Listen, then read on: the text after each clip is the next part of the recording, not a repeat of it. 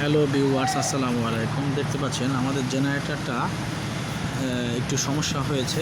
দেখতে পাচ্ছেন সব কিছু খোলা হয়েছে, সাইলেন্সারের খোলা হয়েছে, দেখতে পাচ্ছেন পাইপ, এয়ার ফিল্টারের খোলা হয়েছে, এখানে হেড খোলা হয়েছে, দেখতে পাচ্ছেন পুরো হেডটা খোলা হয়েছে,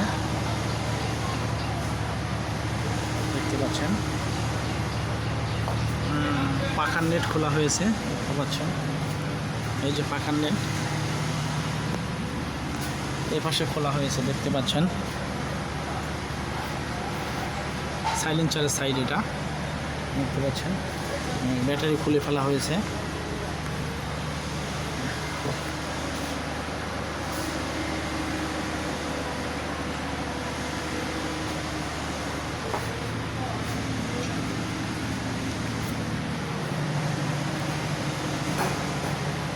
দেখতে পাচ্ছেন সব কিছু খুলে ফেলা হয়েছে।